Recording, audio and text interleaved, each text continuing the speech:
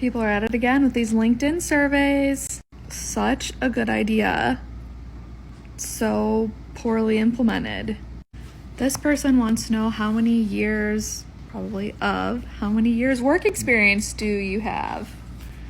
Take a second, take a peek. Can you see anything problematic with this question?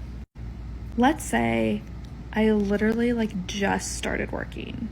So I don't even have a year of work experience. Well, shoot, my answer doesn't fit in any of those 3 boxes. What if I have 5 years of work experience? Do I check 1 to 5? Because maybe it's just barely 5 years, or it's less than 5.5, so I should round down.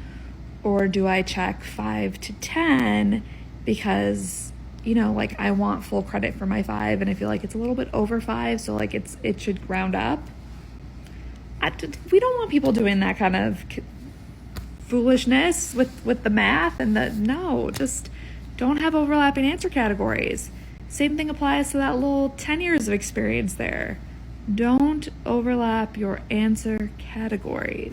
I would literally rather see something like up to 5, more than 5, but less than 10, and more than 10, but less than 30. I would rather see more wordy answer choices than overlapping categories. They're just confusing. And lastly, 30 years of work experience. So let's say I start working when I'm 16, because you can start working when you're 16. Where I grew up, you could start working when you were 14 with a work permit. Some people can start earlier than that, but let's just say 16. So if I started working when I'm 16, I would have 30 years of work experience potentially when I am 46. So let's say I'm 47 and taking this survey. Let's say I'm in my 60s and taking this survey, in my 70s. People of a variety of ages use LinkedIn. Where am I represented in these boxes? Oh, I'm not. Why does this matter? Because you don't have a full picture. You're not giving people the space to be accurate in what they're sharing with you. So you're cutting people out of your sample. The sample would be the people who respond to this. And you're also making it so that whenever you report this data, it's just kind of a little bit wrong because you haven't been comprehensive in the choices you're giving people. You always want answer choices to have the full spectrum. I always say 0 to infinity, right? You want to give the full space for someone to answer. So the top answer category here should be more than 30. Maybe you want to add lots more brackets because I care about the differences between someone who has 50 years of experience and someone who has 30 years of experience, sure, but you don't want to cut it off at a number where I could have more years than that on the top end, or where I could have less years than that on the bottom end. And this applies to anything, full range of options. You always want people to be able to look at the question and be yes, I fit right there. Boom.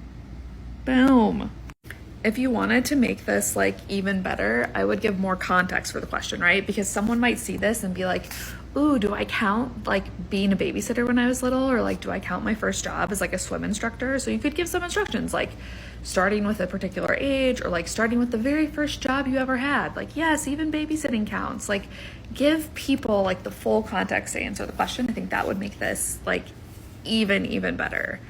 Again, you want to make questions easy for people to answer honestly, and you want to have a good idea of what they're thinking when they're answering it. You don't want some people answering this thinking the only thing that counts as a job is I'm wearing a suit and going to my 9 to 5, and then have half of the people who are taking it thinking about babysitting. Obviously that was my first job. It's come up as an example a few times. So yeah, just some food for thought. So next time you're designing a LinkedIn survey, you can try to do better.